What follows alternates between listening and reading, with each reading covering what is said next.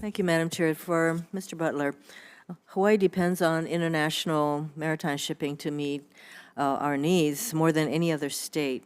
So in Hawaii, the two largest shipping companies have both announced a 3% fuel surcharge to their shipping customers to cover the cost of the change to lower sulfur fuel, which is lower than what some consumers in Hawaii had feared earlier this year.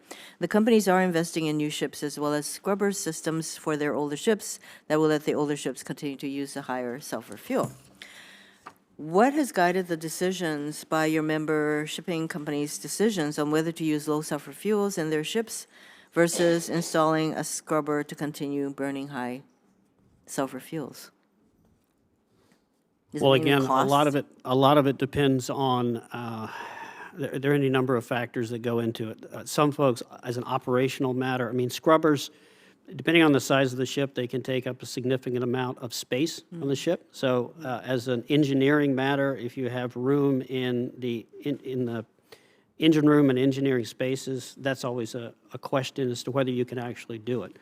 And then there are questions of cost trade-off. And I think, you know, that's always, as with any technological bet, that's always an educated guess, because we don't know in the future what the cost of the low sulfur fuel is going to be. You talk to folks like those to my left, you get their best opinion about what the markets are going to do, and then you make that cost decision based on what your ships look like, what your trading profile looks like. I think you testified that most of your memberships will burn the lower sulfur fuels rather than going to scrubbers. Everything we see is that the vast majority of the vessels will indeed comply Using them. by using lower sulfur fuel. And then I had a subsequent question, which I think Mr. Webster may already have responded to. How long are your members expecting to need to recoup the investments that they are making to comply with the rule? I suppose an investment is installation of scrubbers. And Mr. Webster testified that it would take 2 to 3 years to recoup the investment in a scrubber, which doesn't seem that long a time frame to recoup. Do you want to? Mr. Butler, would you like to? Well, I think, I mean, those, as a trade association, we don't have specific analysis on that. A lot of it depends on the individual situation, but I have heard that sort of a number based on certain assumptions about a continued spread between high sulfur and low sulfur fuel. But again, at the end of the day, it depends on, in 2 or 3 years, what that spread is. So for Mr. Butler, again, do you agree with Mr. Webster that price increases for consumers will likely not be significant given the small share of shipping in the total product price? I think as a broad matter, that's probably correct.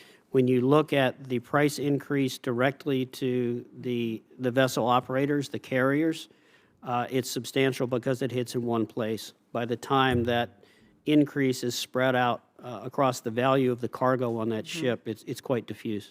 So, Mr. Webster, do you think that because you can spread out the cost of compliance to the total, products being shipped, would that apply to a place like Hawaii that has a particularly high reliance on shipping to meet our needs? Senator, thank you for the question. We haven't examined Hawaii specifically, but our view on a global basis is that it should be quite small in terms of how that goes across. There was one analysis by Flexport which stated that each television would be, at even a large spread, would be about 50 cents more per television next year. Obviously, televisions also go down about 17% a year. So it's quite small. That's good to hear, because there have always been concerns that somehow or other the shipping to Hawaii and the Jones Act adds so much to the cost to consumers, and frankly, it does not. And so neither will this particular change. So first, for Mr. Nerukar, am I pronouncing your name?